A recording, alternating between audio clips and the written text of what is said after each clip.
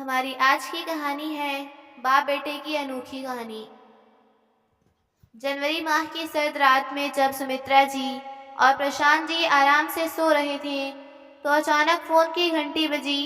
सुनते ही सुमित्रा जी के दिल में एक हुक सी उठी। समय देखा तो रात के 1 बज रहे थे। मन में अचानक एक अनजान सा पाप उठा। फिर भी हिम्मत जुटाते हुए सुमित्रा जी ने मोबाइल उठाया तो दूसरी ओर से जो बात उनके कानों में पड़ी उसे सुनकर ऐसा लग रहा था कि जैसे किसी ने सीधा पिघला कर कान में डाल दिया है। और मन पर जो सदमा लगा था उसके बारे में तो कुछ बयां ही नहीं किया जा सकता था। सारा शरीर जैसे सुन्न सा हो गया था। पथराई आंखों से दरवाजे की ओर देखते हुए वो कुछ देर खामोशी से सुनती रही और फिर हैरानी से बोली, नहीं यहाँ तो। कहते कहते चुप हो गई और फिर मोबाइल उनके हाथ से छूट गया। निढाल होकर वहीं नीचे जमीन पर बैठ गई सुमित्रा जी। अरे सुमित्रा उठो, क्या हुआ? किसका फोन था? बोलो सुमित्रा, मेरी जान निकलनी जा रही है। अचंभित स्वर में प्रशांत जी बोले तो सुमित्रा जी ने कहा, वरुण का फोन था। दामाद का नाम सुनते ही प्रशांत जी के चेहरे पर घिन के भाव आ गए और तल्ख आवाज में बोले, क्या कहा उस निर्लज्ज ने? हमारी बेटी राधिका। कहते कहते सुमित्रा जी रो पड़ी। क्या हुआ राधिका को? प्रशांत जी ने चिंतित स्वर में पूछा तो सुमित्रा जी बोली, पता नहीं, शाम से ही गायब है वो। उसकी नन्ही सी बच्ची भी साथ है। ससुराल वाले तब से उसे खोजने में लगे हैं। यही पूछने के लिए उसने फोन किया था कि वह मायके में तो नहीं है। राधिका गायब है, लेकिन वह यहाँ नहीं आई तो कहाँ गई होगी? कहते कहते प्रशांत जी का गला भर आया। बुरी तरह घबरा उठे वो। तो सुमित्रा जी बोली, न जाने कहाँ होगी, किस हाल में होगी। कितनी बार मैंने तुमसे कहा था कि हमारी बेटी बहुत परेशान है। वह लोग उसे पल पल तड़पाते हैं। अब हमें उसे वहाँ नहीं रहने देना चाहिए, यहाँ ले आओ। लेकिन तुमने सुनी कहाँ मेरी? बहुत ज्यादा दुखी हो चुकी थी उन लोगों के अत्याचारों से। यूं ही नहीं रोती थी वो फोन पर। सिसकते हुए सावित्री जी बोली। तभी अचानक उन्हें ख्याल आया और बौखलाते हुए चिल्लाने लगी, उसके घर के पास ही तो नदी बहती है, कहीं नहर में डूब कर तो। तभी प्रशांत जी जोर से बोले, बस भी करो सावित्री, जो जी में आ रहा है बोलती जा रही हो। ऐसा भी तो हो सकता है कि वहां से परेशान होकर अपने किसी सहेली के घर चली गई हो। सहेली से मिलने का दिल होगा और ससुराल वाले मना करेंगे। ये सोचकर बिना बताए निकल गई होगी। क्या पता कल तक लौट आए। ऐसा कहते हुए प्रशांत जी अपनी पत्नी सावित्री को दिलासा दे रहे थे, लेकिन मन ही मन बेटी की चिंता उन्हें भी खाए जा रही थी।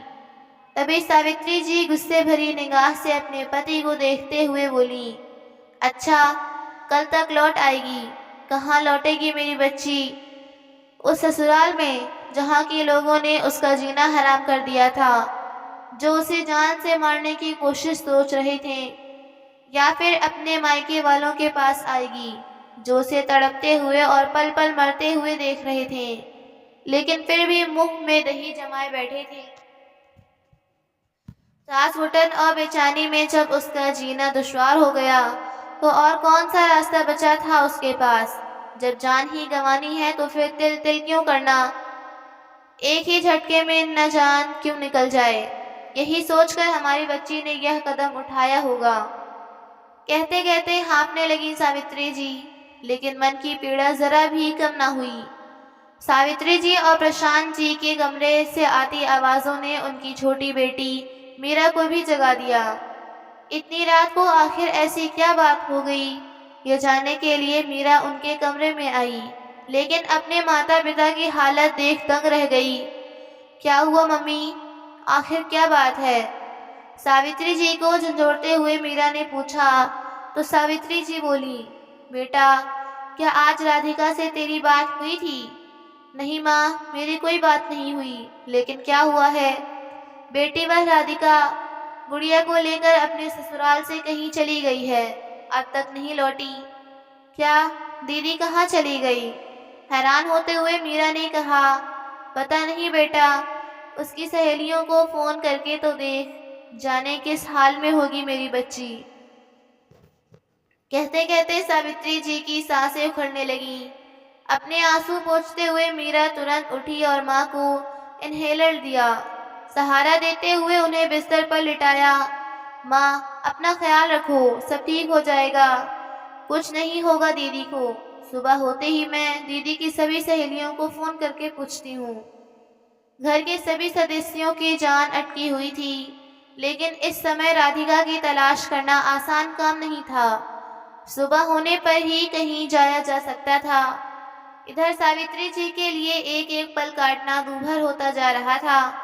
आंखों के आंसू जैसे किसी झरने की तरह बहते जा रहे थे, तो वहीं कलेजा जल कर राख हुआ जा रहा था।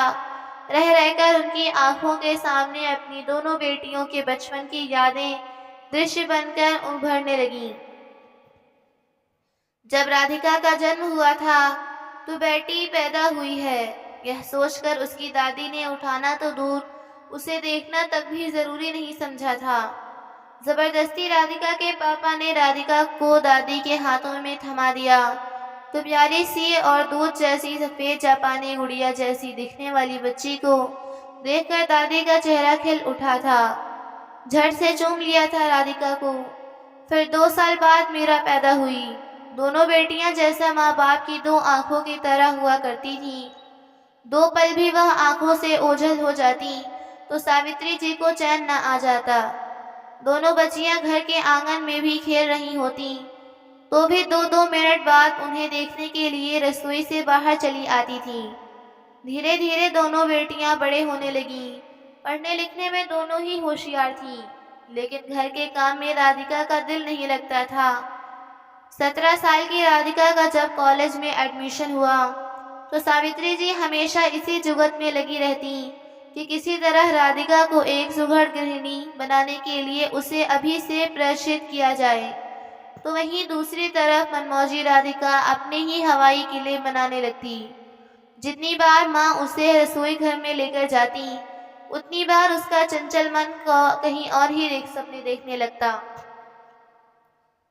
वह हमेशा कहती, माँ घर के काम क्यों करने हैं, पापा की तरह बैग लेकर ऑफिस भी तो जा सकती हूँ ना। लेकिन सावित्री जी कहाँ मानने वाली थी। आखिरकार उसे घर के सभी कामों में होशियार बनाकर ही दम लिया। सावित्री जी को याद आने लगा जब राधिका कॉलेज जाने लगी थी तो उसकी सुरक्षा को लेकर वो कितनी चिंतित रहती थी। एक दिन राधिका को कॉलेज से लौटने में 2 घंटे की देरी हो गई तो सावित्री जी बेचैन हो उठी। प्रशांत जी उन्हें समझाते कि कोई काम पड़ गया होगा इसलिए लेट हो गई होगी, लेकिन एक माँ का दिल कहाँ मानने वाला था।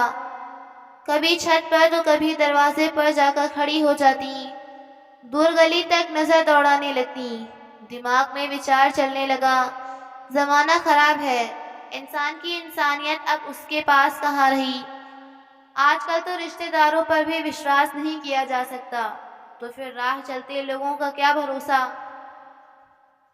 बस बेटी सलामत घर वापस लौट आए, भगवान को प्रार्थना करने लगी। कुछ देर बाद जब राधिका दूर से आती हुई नजर आई तो सावित्री ने चैन की सांस ली। इस बार 101 रुपए का प्रसाद बांटूंगी, ऐसा कहते हुए भगवान का शुक्रिया अदा किया। आज कॉलेज से आने में देर कैसे हो गई, पता है मुझे कितनी चिंता हो रही थी। हर रोज तो 3 बजे घर वापस आ जाती हूँ, आज पूरे 2 घंटे लेट है। अरे माँ, इसमें इतनी चिंता करने वाली क्या बात है। दरअसल मैं कॉलेज की एनएसएस यूनिवर्सिटी का एक हिस्सा हूँ, जिसमें राष्ट्र सेवा और समाज सेवा के गुण सिखाए जाते हैं, इसलिए कभी कभार प्रैक्टिस के लिए रुकना पड़ता है। अरे कोई ज़रूरत नहीं है तुझे ऐसी समाज सेवा करने की, आजकल किसी का क्या भरोसा, तू बस समय से घर आ जाया कर। चिढ़ते हुए सावित्री जी ने कहा तो राधिका खिलखिलाकर हंस पड़ी और बोली, अरे माँ, आप इतना डरती क्यों हैं, मैं क्या कोई छोटी सी बच्ची हूँ। आजकल की लड़कियां अंतरिक्ष तक पहुंच गई हैं, उनके घर वालों को तो चिंता नहीं सताती। तो सावित्री जी बोली, अरे बेटी, तू नहीं जानती कि ज़माना कितना खराब चल रहा है। आजकल न जाने कितनी ही लड़कियां एसिड अटैक का शिकार हो रही हैं, और आए दिन अखबार में और टीवी पर जो खबरें आती हैं, उन्हें देखकर किस बेटी की माँ को डर नहीं लगेगा। पुलिस और प्रशासन की सख्ती तो सिर्फ कहने भर को है। सच तो ये है कि आज किसी के मन में पुलिस और कानून का कोई डर बचा ही नहीं है। गंभीर स्वर में सावित्री जी बोलती जा रही थी, तो राधिका ने मुस्कुराते हुए कहा, माँ, आप तो बिना मतलब ही इतना सोच सोच कर डरती हैं। हमारे कॉलेज में तो ऐसी लड़कियां भी हैं जो दूसरे शहरों और गांवों से आती हैं। बाकी सबका मुझे नहीं मालूम, मुझे तो अपने बच्चों की चिंता है, और आगे से तू घर देरी से लौटी तो मैं बर्दाश्त नहीं करूँगी। छोड़ दे यह समाज सेवा। कौन से मेडल मिलने वाले हैं इन चीज़ों में हिस्सा लेकर। तो राधिका बोली, अरे माँ, आप नहीं जानती, मेरा तो सपना है यूपीएससी क्लियर करके इस देश की सेवा करने का।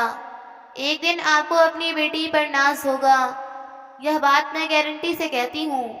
आज राधिका की वह सारी बातें याद करके सावित्री जी का हृदय कांप उठा था। कितने बड़े बड़े सपने थे मेरी बेटी की आंखों में, वह सारे सपने चकनाचूर हो गए सिर्फ हमारी एक गलती के कारण।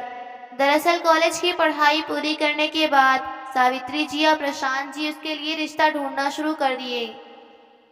राधिका ने अपने माता पिता को मनाने की लाख कोशिश की थी कि अभी वह शादी नहीं करना चाहती, सिविल सर्विस एग्ज़ाम की तैयारी करना चाहती है, कुछ बनकर दिखाना चाहती है, लेकिन वे नहीं माने।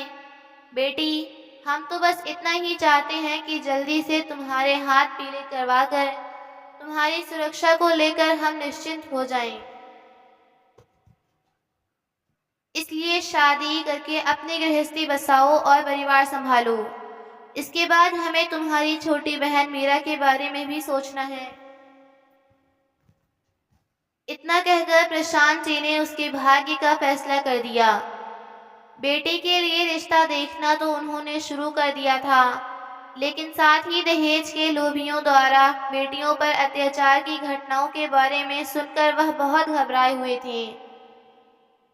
इसलिए वे पूरी सतर्कता बरत रहे थे कि कहीं धोखा न हो जाए।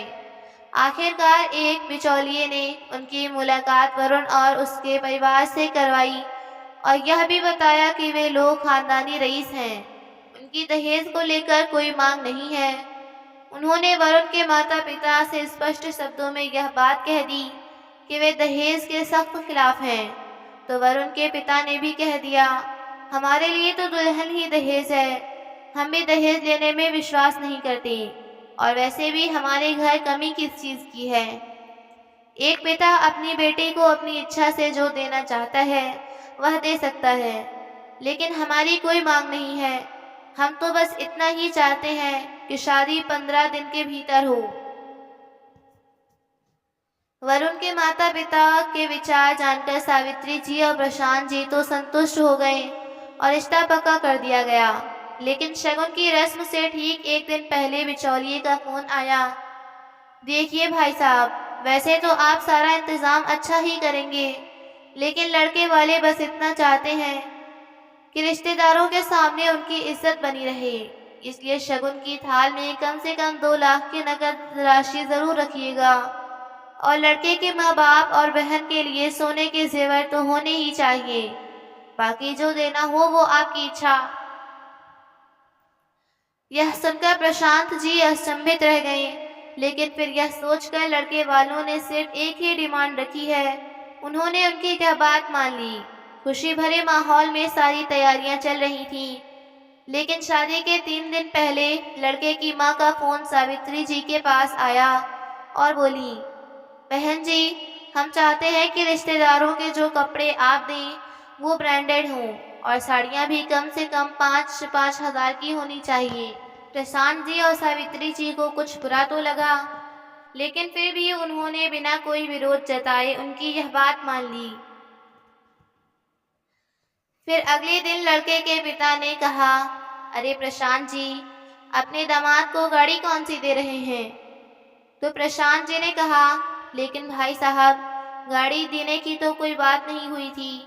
तो वरुण के पिता बोले, अरे इसमें बात क्या करनी, यह सब तो आजकल जरूरी है। चिंता की लकीरें उभर आई थी प्रशांत जी के माथे पर और बोले, यह सब तो हमारे बजट के बाहर हो जाएगा। अरे नहीं प्रशांत जी, शादी ब्याह में तो थोड़ा बहुत ऊपर नीचे चलता रहता है। हमने तो आपको सूचित कर दिया है, बाकी आपकी मर्जी। कहकर उन्होंने फोन काट दिया। यह बात जब सावित्री जी ने सुनी तो हैरान रह गईं। इन लोगों की तो डिमांड बढ़ती ही जा रही है। हमने दूसरी बेटी की भी तो शादी करनी है। लेकिन प्रशांत जी बोले, सावित्री, कल शादी है और शादी की सारी तैयारियां हो चुकी हैं। अब हम पीछे नहीं हो सकते। तुम राधिका और मीरा को कुछ मत बताना, मैं सब देख लूंगा। कर्ज लेकर जैसे तैसे उन्होंने सारा इंतजाम किया।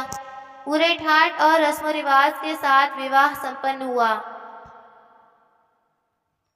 इधर राधिका का अपने ससुराल में खूब धूमधाम से स्वागत हुआ।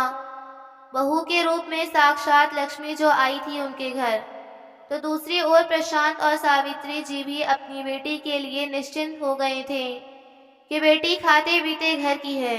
शादी के बाद जब राधिका पहली बार उनसे मिलने आई तो उसके चेहरे की रौनक देखकर माता पिता अपनी सारी चिंताएं भूल बैठे थे। लेकिन केवल 2-3 महीनों में ही उन्होंने राधिका के व्यवहार में परिवर्तन देखना शुरू हो गया। जो राधिका फोन पर खूब हंसते खिलखिलाते हुए बातें करती थी, अब वही राधिका मात्र औपचारिकता पूरी करके फोन रख देती थी। माँ बाप कभी पूछने भी लगते तो संक्षिप्त सा जवाब दे देती और माता पिता और बहन की कुशलता पूछकर जल्दी से फोन रख देती। मीरा को कुछ ठीक नहीं लग रहा था, इसलिए अपनी बहन को बार बार फोन करके उसका हाल जानने की कोशिश कर रही थी। लेकिन हर बार ससुराल वालों में से किसी ने फोन उठाया और एक बार तो वरुण की बहन ने मीरा को मजाक मजाक में ताना भी कस दिया कि कम से कम नवविवाहित जोड़े को प्राइवेट टाइम भी बिताने दिया करो। फोन करके बार बार उन्हें डिस्टर्ब करना अच्छी बात नहीं है। मीरा ने जब यह बात अपने माता पिता को बताई तो प्रशांत जी और सावित्री जी बोले, बात तो ठीक है, हमें वहाँ ज्यादा फोन नहीं करना चाहिए। जैसे तैसे बेटी के बिना जीने की उन्होंने आदत डाल ली। आखिरकार एक दिन सावित्री जी के पास फोन आया और एक घुटी हुई सी आवाज उनके कानों में पड़ी, माँ, हम लोग बहुत बड़ा धोखा खा बैठे। मेरे ससुराल वाले अच्छे लोग नहीं हैं, बेहद लालची हैं, इंसान के भेष में दरिंदे हैं। राधिका बेटी, यह तू क्या कह रही है? सावित्री जी का दिल चित्कार उठा। लेकिन बेटी, हमने तो तेरी शादी में कहीं कोई कमी नहीं रखी, फिर भी तेरे ससुराल वालों को शिकायत है। तो राधिका रोते हुए बोली, मेरी जिंदगी बर्बाद हो गई है माँ। इन लोगों ने अपनी बिजनेस के बारे में हमें बताया था। दरअसल वह बिजनेस तो इनका है ही नहीं। आपका दामाद तो बेरोजगार है, इसलिए सामने आ जाए इसलिए उन्होंने शादी जल्दी करने को कहा था। लालच कूट कूट कर भरा है इन लोगों में। शुरू में तो इन्होंने मेरे साथ बहुत अच्छा व्यवहार किया। एक दिन मेरी सास मेरे पास आई और बोली कि नया काम शुरू करने के लिए हमें कुछ पैसों की जरूरत है, लेकिन पैसों की व्यवस्था करने में कुछ समय लग जाएगा, इसलिए तुम अपने पापा से 5 लाख लेकर आओ। लेकिन मैंने भी साफ साफ कह दिया कि अभी तो मेरे पापा ने मेरी शादी की है। अपनी हैसियत से बढ़कर उन्होंने शादी में खर्च किया है। अब मैं कैसे उन्हें पैसे देने को कह सकती हूँ? तो सास ने कहा, हम कौन सा हमेशा के लिए मांग रहे हैं, उधार ही समझ कर दे दें, जब बन पड़ेगा तो लौटा देंगे। उसी समय वरुण भी मेरे पास आए और बोले, राधिका, अब तुम इस घर में रहती हो तो तुम्हें अपने पापा से ज्यादा अपने घर की चिंता होनी चाहिए। बिना कोई सवाल जवाब किए अपने मायके जाकर पैसे लेकर आओ। लेकिन माँ, मैंने भी कह दिया कि मैं अपने पापा से हरगिज पैसे नहीं मांगूंगी, चाहे जो हो जाए। बस इसी बात पर वे लोग मुझे कर खार खाए बैठे हैं। रात दिन मुझे सताते हैं। ना तो मुझे घर से बाहर निकलने देते हैं, ना ही फोन पर बात करने देते हैं कि कहीं मैं किसी से कुछ बोल ना दूं। अपनी लाडली बेटी राधिका की पीड़ा सुनकर सावित्री जी का कलेजा मुंह को आने लगा। फिर कांपते स्वर में बोली, ये क्या कह रही है तू? मेरी कही एक एक बात सच है माँ। लेकिन बेटी, अब तू कहाँ से फोन कर रही है? दरअसल मेरे सास ससुर कहीं बाहर गए हैं और वरुण भी सुबह सुबह ही कहीं चले गए हैं। ननद नहाने गई है तो चुपके से उसका फोन उठाकर ले आई ताकि आपसे बात हो सके। अच्छा, अब मैं फोन रखती हूँ। अगर मेरी नंद ने देख लिया तो मेरी खैर नहीं। आप एक बार पापा से बात जरूर करना ताकि वह कोई कड़ा कदम उठा सके। कहते हुए राधिका ने फोन रख दिया। लेकिन इधर फोन बंद हो जाने के बाद भी सावित्री जी फोन को कानों से लगाए पत्थर की मूरत बनी खड़ी थी। दिल को जैसे कोई सदमा सा लगा था। उन्होंने प्रशांत जी को फोन करके जल्दी से आने को कहा। सावित्री जी की घबराई हुई आवाज सुनकर प्रशांत जी बिना काम खत्म किए घर पहुंचे तो सावित्री जी ने रोते हुए उन्हें सारी बात बता दी। लाडली बेटी पर होने वाली अत्याचार की कहानी सुनकर प्रशांत जी की आंखों से भी आंसू बहने लगे। तभी सावित्री जी सिसकते हुए बोली, अब आप ही कुछ कीजिए। पता नहीं मेरी बच्ची कैसे घुट घुट कर जी रही होगी उन दरिंदों के बीच। नहीं सावित्री, यह वक्त हिम्मत हारने का नहीं है, बल्कि समझदारी से काम लेने का है। हम कल ही गुड़गांव चलते हैं उससे मिलने के लिए। हमसे मिलकर उसे कुछ हौसला होगा। कोशिश करेंगे कि उसे कुछ दिनों के लिए अपने घर दिल्ली ही ले आएं।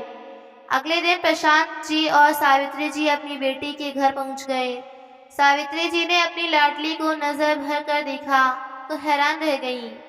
कभी फूलों की तरह खिलता जो चेहरा था, आज उसी चेहरे से रौनक बहुत दूर चली गई थी। आओ भगत की तो बात ही दूर, वे तो यह देखकर हैरान थी कि शादी के समय जो लोग उन्हें हंसते मुस्कुराते हुए नजर आ रहे थे, आज उन्हीं चेहरों पर केवल गुस्सा का ही भाव नजर आ रहा था। वे स्वयं को वहां खड़ा ऐसा महसूस कर रहे थे जैसे जेल के अंदर सामने कोई अपराधी खड़ा हो। जब अपनी बेटी राधिका से मिले तो भी खुलकर बात नहीं हो पाई, क्योंकि सब लोग आसपास ही मंडरा रहे थे। औपचारिक बातचीत के अलावा राधिका कुछ नहीं बोल पाई। आखिरकार हिम्मत जुटाकर उन्होंने राधिका के ससुर से पूछ ही लिया, भाई साहब, आपकी इज्जत हो तो मैं कुछ दिनों के लिए अपनी बेटी को अपने घर ले जाना चाहता हूँ। लेकिन सामने से दो टूक शब्दों में ना सुनने को मिला। अगले हफ्ते बहन की बेटी की शादी है और सब लोगों का जाना जरूरी है। यह कहकर उन्होंने राधिका को भेजने से मना कर दिया। ठीक है, हम उसके बाद राधिका बेटी को कुछ दिनों के लिए ले जाएंगे। ऐसा कहकर वे दोनों वहां से चले गए। आज प्रशांत जी और सावित्री जी स्वयं को बहुत लाचार महसूस कर रहे थे। बड़े ही बुझे मन से दोनों पति पत्नी अपनी बेटी के ससुराल से वापस लौट आए। जिस बेरुखी और अपमान भरे वातावरण में 2 घंटे काटना भी उनके लिए दूभर हो रहा था, उसी वातावरण को उनकी बेटी 24 घंटे झेलती है। सोच सोचकर उनका हृदय हाहाकार कर रहा था। सावित्री जी की आंखों में आंसू देखकर प्रशांत जी बोले, अरे परेशान क्यों होती हो सावित्री? 15 दिन बाद राधिका की सहेली की शादी है ना, तब राधिका को कुछ दिनों के लिए हमारे पास ही रहने बुला लेंगे। 15 दिन बीत चुके थे। राधिका दिल्ली आई तो जरूर, लेकिन केवल अपनी सहेली की शादी के लिए। अपने पति के साथ आई थी। चाहकर भी माता पिता दामाद के सामने बेटी से कोई बात नहीं कर पा रहे थे। मीरा भी अपनी बहन से बात करने के लिए छटपटा रही थी। 2 मिनट के लिए वरुण वॉशरूम गया तो सावित्री जी और मीरा को राधिका से बात करने का मौका मिल गया। उसे हल्की सी साड़ी में देखकर मीरा गुस्से से बोली, यह क्या दीदी, अपनी सहेली की शादी में अच्छे से तैयार भी नहीं होकर आई, ना गहने ना अच्छे कपड़े। तो राधिका भरी आंखें लिए बोली, क्या पहनती, मेरे सारे गहने और कपड़े तो इन्होंने अपनी बेटी की शादी के लिए रख दिए हैं, मुझे तो देखने तक का मौका नहीं दिया। सुनते ही मीरा और सावित्री जी का कलेजा कांप गया। फिर बोली, लेकिन बेटी, हमारा दिया गया सामान भी तेरे घर में मौजूद नहीं था, कहीं वो भी। तो राधिका बोली, कहाँ से होता माँ, इतने शौक से तुमने मुझे घर की एक एक चीज दी थी, TV, fridge, AC, sofa, washing machine, सब कुछ तो इन लोगों ने बेच खाया है। तभी सामने से राधिका का पति वरुण आता हुआ दिखा तो दोनों एकदम सामान्य होने का करने लगे। राधिका को कुछ दिन यहीं छोड़ने के लिए सावित्री जी ने उसके पति वरुण से कहा तो भी ना ही सुनने को मिला। इस बार बहाना यह था कि अगले दिन उन दोनों को दोस्त के घर डिनर पर जाना है, तो राधिका फिर कभी आ जाएगी। तभी प्रशांत जी ने अपनी जेब में से एक नया मोबाइल निकाला जो उन्होंने राधिका के लिए खरीदा था और उसे देते हुए बोले, जब दिल करे बात कर लेना। चलो राधिका, देर हो रही है, वरुण ने कहा और उसी रात वे लोग घर वापस चले गए। लेकिन राधिका ने अभी अभी अपने ससुराल के बारे में जो कुछ भी बताया था वह सुनकर सावित्री जी को चैन नहीं आ रहा था।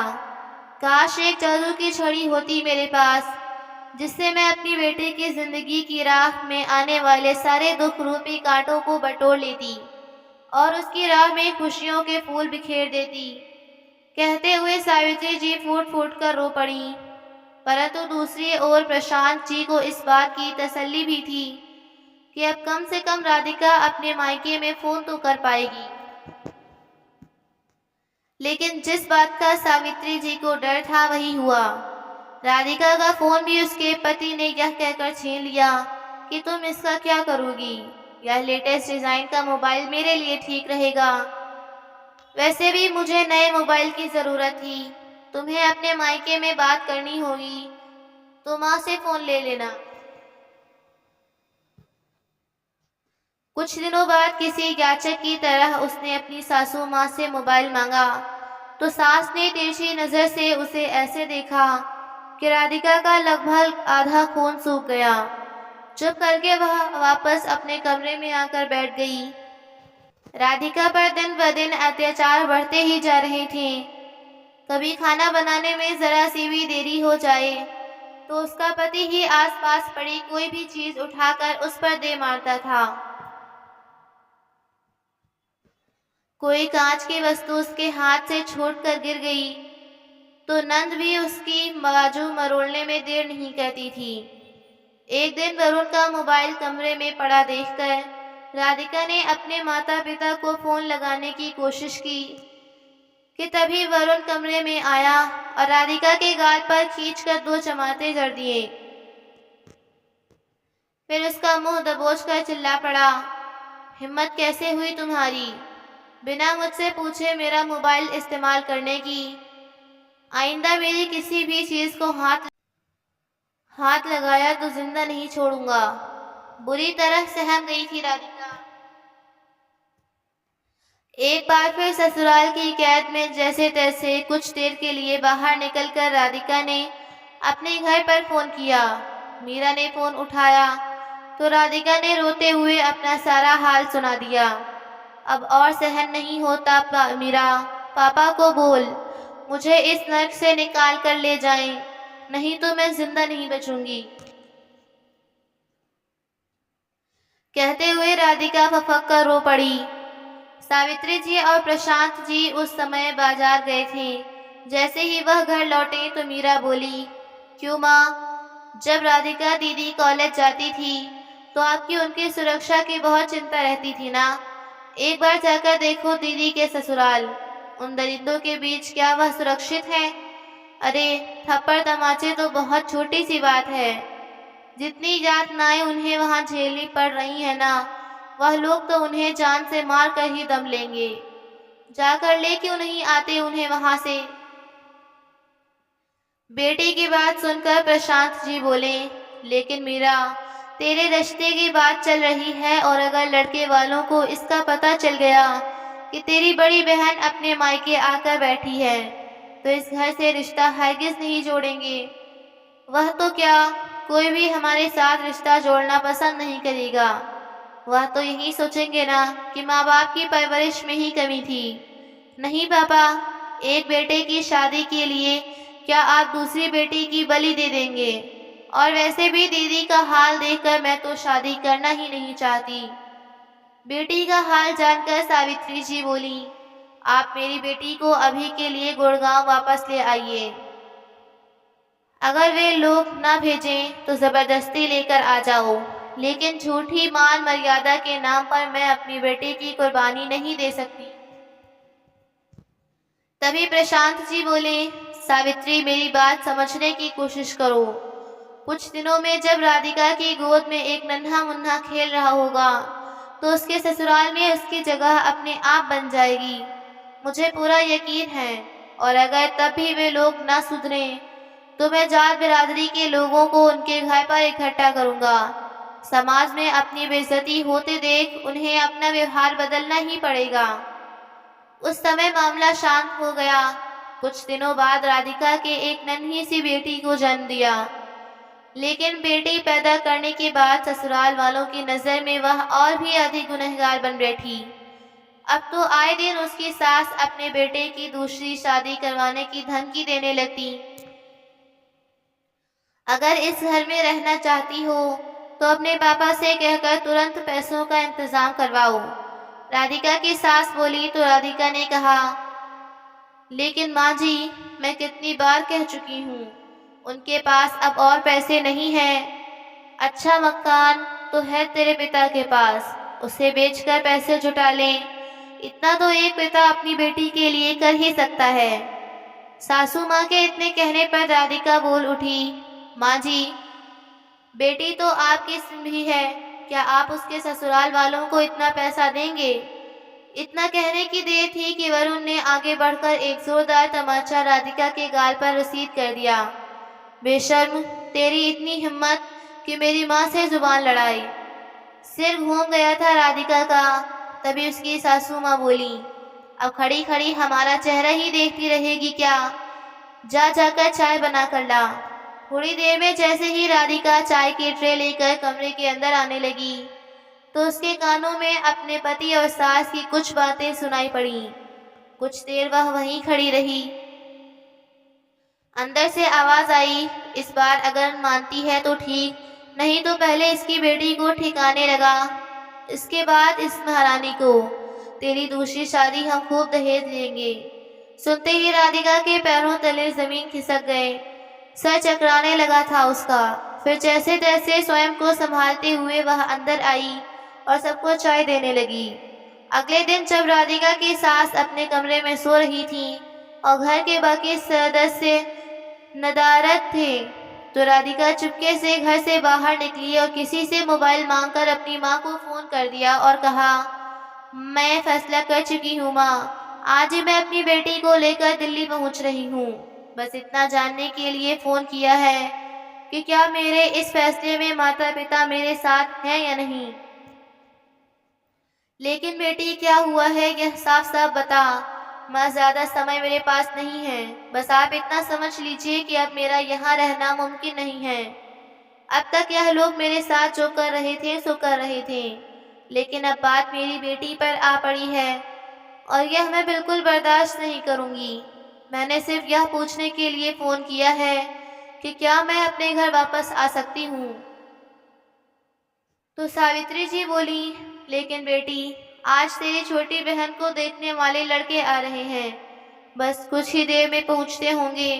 उनके जाने के बाद मैं तेरे पापा से बात करती हूँ। ठीक है माँ, हताशा भरे स्वर में राधिका बोली और फ़ोन रख दिया। और आधी रात को राधिका के ससुराल से गायब होने की खबर आ गई। बिस्तर पर लेटी सावित्री जी को एहसास हुआ कि सुबह हो चुकी है। प्रशांत जी पड़ोस में रहने वाले अपने दोस्त से सलाह लेने निकल गए कि आखिर क्या किया जाए। इधर मीरा राधिका की सहेलियों को फोन करके राधिका के बारे में पूछ रही थी। तभी सावित्री जी अपने कमरे की दीवार पर लगी एक राधिका की तस्वीरों को एक एक करके देखने लगी। 2 साल की हंसती खिलखिलाती नन्ही सी राधिका, कंधे पर बिस्ता लटका स्कूल जाती चुलबुली सी राधिका, कुछ पर कर दिखाने का जुनून पालने वाली कॉलेज गर्ल राधिका, आंखों में ढेर सारे सपने सजाए दुल्हन बनी राधिका। फिर सहसा उनकी आंखों में एक अनदेखी तस्वीर अनायास भी उभर आई। ऊंचे पुल से नहर में छलांग लगाती। नहीं, ऐसा नहीं हो सकता। तू कहाँ है मेरी बच्ची इस हाल में? कितनी लाचार हो गई हूँ आज मैं। सावित्री जी का हृदय चीत्कार उठकर उठा। उसी समय फोन की घंटी बज उठी, जिसे सुनते ही सावित्री जी की सांस उधर अधर में अटक गई। आज इतना साहस उनमें नहीं था कि वह फोन उठाकर अपनी बेटी के बारे में कोई बुरी खबर सुन सके। तभी मीरा बिना देरी किए दौड़ती हुई अंदर आई और फोन उठाकर कपकपाती आवाज में बोली, हेलो। तो दूसरी ओर से किसी व्यक्ति ने कोई संदेश दिया। फोन सुनते ही मीरा की आंखों से आंसू बहने लगे और फोन रखकर अपना माथा पकड़कर जोर जोर से रो पड़ी। अभी तक प्रशांत जी भी घर आ चुके थे। सावित्री जी और प्रशांत जी उसकी हालत देखकर अंदर तक सिहर उठे थे। किसका फोन था? सावित्री जी ने अपने रूंधे गले से बड़ी मुश्किल से पूछा, लेकिन मीरा कुछ बोल ही नहीं पा रही थी। बेटी कुछ तो बता, किसका फोन था? सब कुछ जाहिर होते हुए भी प्रशांत जी बेसब्री से बोले। तभी मीरा अपने मम्मी पापा के गले लगकर फूट फूट कर रोने लगी और बोली, भगवान ने हमारी सुन ली पापा, दीदी बिल्कुल ठीक है। क्या तू सच कह रही है बेटी? सावित्री जी के मुरझाए चेहरे पर एक मुस्कान आ गई। हाँ माँ, दीदी कल शाम को ही गुड़िया को लेकर महिला आयोग के पास पहुँच गई थी। वहाँ दीदी बिल्कुल सही सलामत है और आयोग की मदद से उन्होंने अपने ससुराल वालों के खिलाफ पुलिस में शिकायत भी दर्ज करवा दी है। यही बताने के लिए उन्होंने फोन किया था ताकि हम उनकी चिंता ना करें। यह बात सुनते ही प्रशांत जी जल्दी से उठे और जैसे ही घर के बाहर निकलने लगे तो सावित्री जी ने पूछा, कहाँ जा रहे हैं? अपनी बेटी राधिका को अपने घर लाने। भगवान ने हमें अपनी गलती सुधारने का मौका दिया है और इस मौके को मैं गंवाना नहीं चाहता। समाज वाले चाहे कुछ भी कहें, मुझे कोई फर्क नहीं पड़ता। इतना कहकर प्रशांत जी घर से चली गईं और दोपहर को अपनी लाडली बेटी और नातिन को लेकर घर लौटी। अपनी बेटी राधिका की हालत देखकर सावित्री जी उसके गले लगकर खूब रोईं। तभी प्रशांत जी के पास एक फोन आया। मुबारक हो प्रशांत जी, लड़के वालों को आपकी बेटी मीरा पसंद है। तभी प्रशांत जी बोले, लेकिन हम अभी मीरा की शादी करना नहीं चाहते। मैं अब अपनी बिटिया को आगे पढ़ाना चाहता हूँ ताकि वह अपने पैरों पर खड़ी हो सके। ऐसा कहकर प्रशांत जी ने फोन रख दिया। सावित्री जी और उनकी दोनों बेटियां बड़ी हैरानी से प्रशांत जी की ओर देख रही थीं। शायद उन्हें अपने कानों पर यकीन नहीं हो रहा था। तभी प्रशांत जी बोले, और राधिका बेटी, तुम भी अपनी यूपीएससी परीक्षा की तैयारी शुरू कर दो। मैं अपनी दोनों बेटियों को इस समाज में शान से सर उठाकर चलते हुए देखना चाहता हूँ। प्रशांत जी के इतना कहने की ही देरी थी कि दोनों बेटियां मुस्कुराते हुए उनके गले लग गईं। लगभग 6 महीने बाद राधिका का वरुण से तलाक भी हो गया। राधिका जी जान से अपनी परीक्षा की तैयारी में जुट गई थी। देखते ही देखते 4 साल बीत गए। आज तलाक के 4 साल बाद वही वरुण जो कभी अपनी पत्नी को दहेज के लिए उत्पीड़ित किया करता था, आज अपनी बहन को इंसाफ दिलाने के लिए भटक रहा था। उसकी बहन के साथ उसके ससुराल वाले बिल्कुल वैसा ही व्यवहार कर रहे थे जैसा कभी राधिका के साथ उसके ससुराल में किया जाता था। बहन के ससुराल वालों के खिलाफ अर्जी लेकर जब वरुण अपनी मां और बहन को लेकर एसपी ऑफिस पहुंचा, तो उस समय एसपी साहब ऑफिस में नहीं थे। वरुण की मां और बहन वहीं एक कुर्सी पर बैठ गए और वरुण ने अपनी अर्जी सामने टेबल पर रख देखी। थोड़ी देर में एसपी की वर्दी में एक महिला तेज कदमों के साथ चलती हुई आई और सामने रखी कुर्सी पर बैठ गई। उस महिला को देखकर वरुण के तो पैरों तले जमीन ही खिसक गई, क्योंकि एसपी की कुर्सी पर बैठी वह महिला और कोई नहीं, उसकी पूर्व पत्नी राधिका थी। राधिका ने भी उसे पहचान लिया था। उसने एक नजर उठाकर उन लोगों की ओर देखा। वरुण की बहन के चेहरे और शरीर पर नीले काले निशान पड़े हुए थे। उसे देखते ही राधिका को अपना समय याद आ गया। आंखों से आंसू निकलने को बेताब हो उठे, लेकिन फिर खुद को संयत करके हुए राधिका ने किसी अनजान की तरह अपने टेबल पर रखा वो पेपर उठाया और पढ़ने लगी। इधर वरुण की मां और बहन की ऐसी हालत हो रही थी जैसे काटो तो खून नहीं। तभी राधिका बोली, हम दहेज का किस्सा है।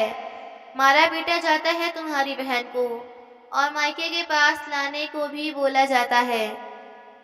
यह सारी बातें तो आजकल आए दिन सुनने को मिलती हैं, क्यों मिस्टर वरुण? राधिका ने वरुण की आंखों में आंखें डालते हुए कहा, तो वरुण पसीने से तरबतर हो गया। शर्मिंदगी के कारण नजरें झुकाए वो लोग वहां से उठकर चल दिए। पुलिस कांस्टेबल ने उन्हें पीछे से आवाज दी, लेकिन वे मुड़कर वापस नहीं आए। तो दोस्तों, आपको ये कहानी कैसी लगी कमेंट करके ज़रूर बताएं।